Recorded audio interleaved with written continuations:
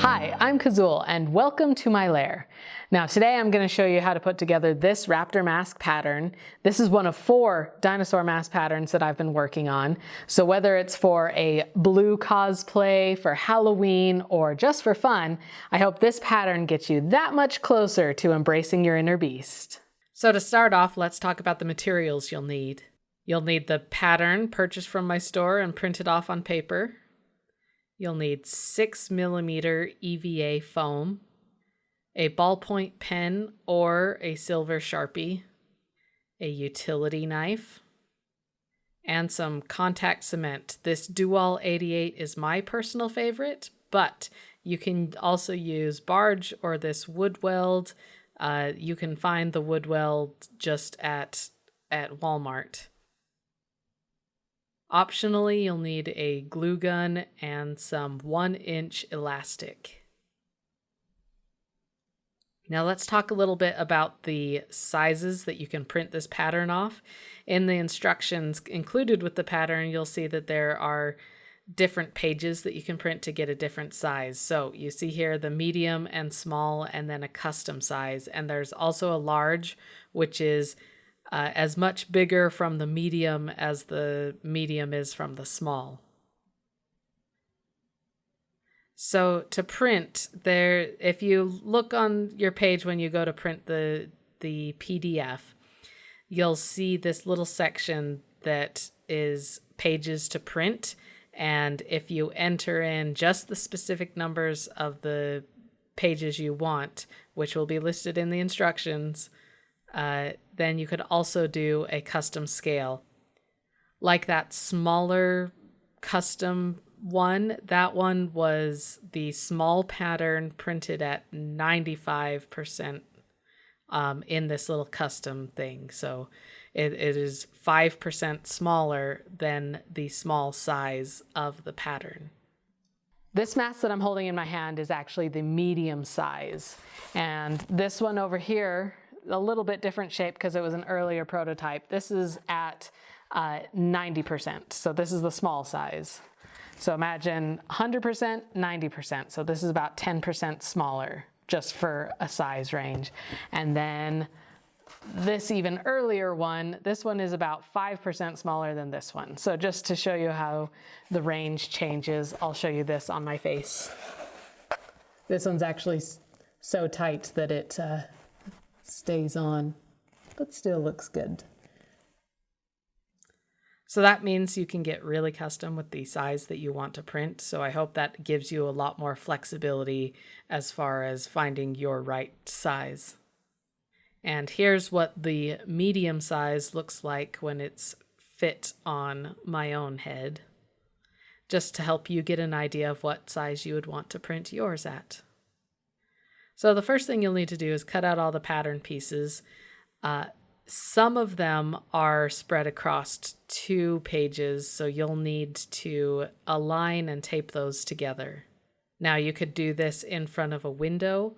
That'll help you see through the pages and align them. I just took a pair of scissors and cut off that margin that didn't print, and then I was able to line it up carefully with the other side and tape it with some clear tape. With all the pieces cut out, we need to do a little bit of extra steps on the red areas of the pattern. So these are where we will bevel out with our blade. So for now, I just want to fold those back so that they're out of the way.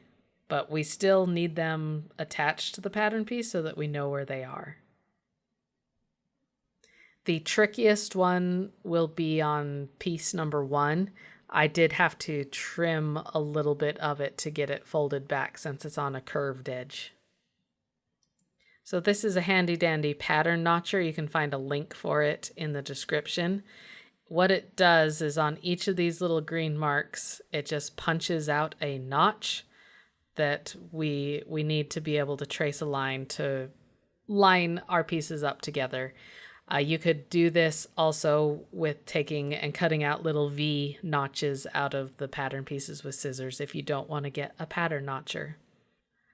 The next thing we have to do is trace our pattern onto our foam so we can cut it out.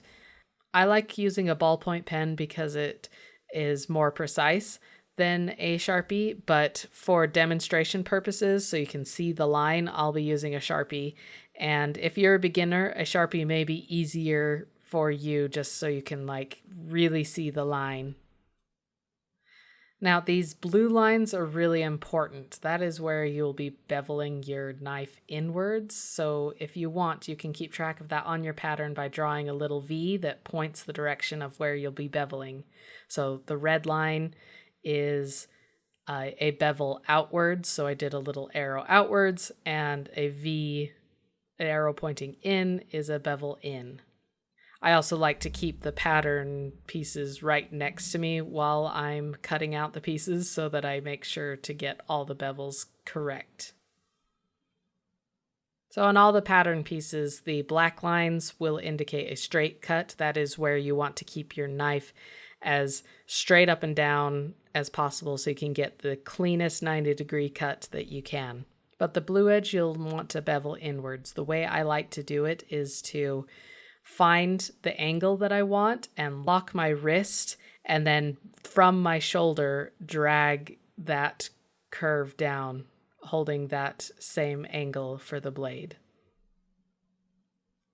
So you can see here there's the nice 90-degree cut, and then also the beveled edge. Now these bevels are very important to have the shape come through in the final product. You should definitely practice on some scrap foam to get the hang of these beveled cuts.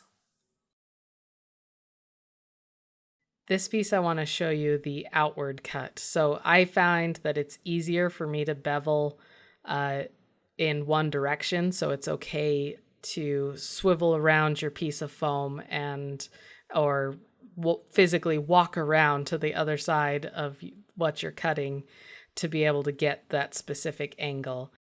But this also shows that I just like to keep the pattern piece right there to make sure that I'm cutting out all the bevels correctly. So there's the nice red outward bevel and also the inward blue bevels. So on a couple of these pieces, there's some tricky bevels that are indicated by a tapering red line. These are meant to be sort of a gradient from beveling to straight up and down. So you'll see me just practicing that kind of hand movement. You gotta roll your wrist slowly as you move down the thing. Now this is a really tricky cut. Definitely practice before you do it on the real thing. But these cuts really add a lot of character to your piece, and each individual cut, since they're so unique, like it really does add something special to each one of the masks. So give it a go. The other tricky cut like this is on piece 1. This is on top of the head. It goes from a straight cut to an outer bevel to back to a straight cut. Again, it's really tricky, but it does add a lot of character, so do your best. It's worth it.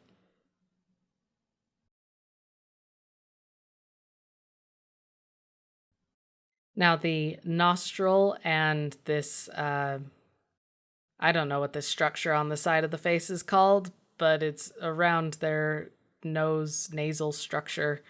These are optional cuts, but I really like them. I will do one side with that piece cut out and without it so you can see what it's like.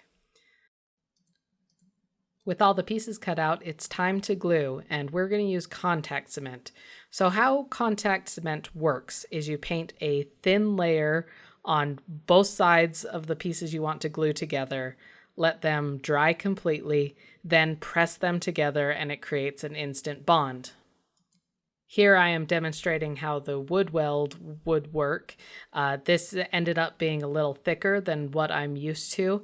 So to create a nice thin layer, I'm using an old credit card to scrape away and kind of flatten the excess. Personally, I like to do 2 layers just to be sure that I get a complete coverage. And you'll want to let the glue dry completely between each layer. And once it's dry, it'll be a little bit tacky and a little bit more matte, but you can just press the 2 sides together and like a zipper, making sure to align the registration marks, just press it together. Just keep gluing edges together, following the diagram in the instructions with your pattern, and you'll soon have these 6 groups that you can glue together to eventually get 2 halves of the head, the upper skull part and the jaw. Don't be afraid to squish and pull the foam a little bit as you go down. The way the registration marks line up is pretty important. So, and foam is very forgiving. So push and pull until those registration marks line up.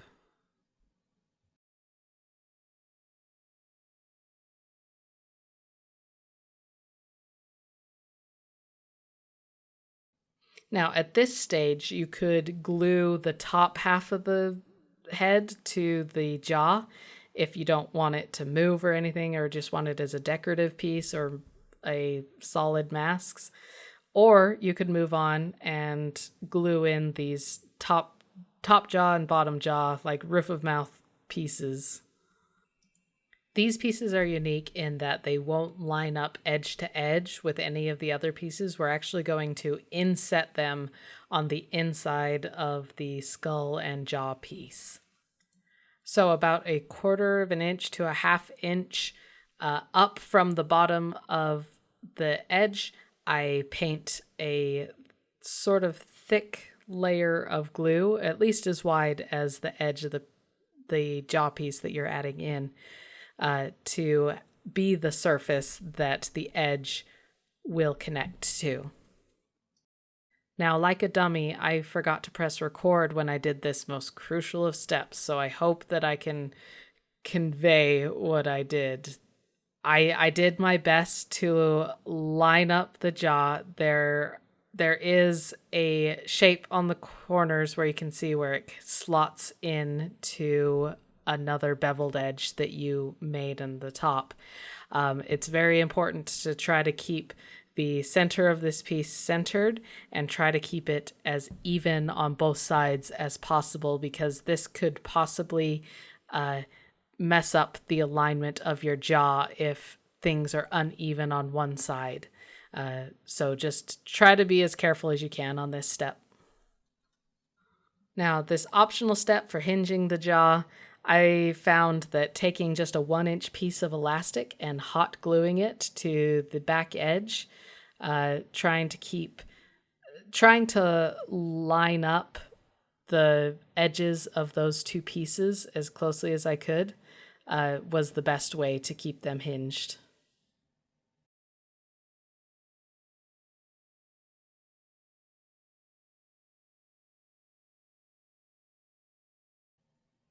And here's the finished mask. You can see that on this side, I do not have that nasal cavity opened, but on this side, it is opened. It is a good place for vision and ventilation.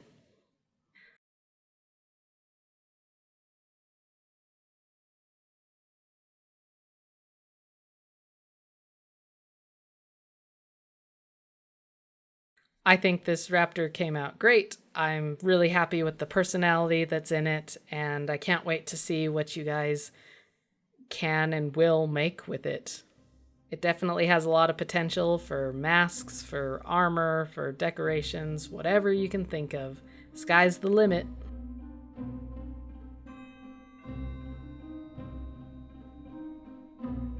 So I hope you enjoyed building this along with me. Remember, you can find links to this pattern and all my other patterns in the description. Also, I hope that you'll stay tuned next week as I show you in a bonus video how to build this pattern out of cardboard. I just hope that makes it more accessible to more people. Make sure to like and subscribe so you don't miss it. Thank you so much for watching. I'm Kazul, reminding you to embrace your inner beast. Rah, rah, rah, rah.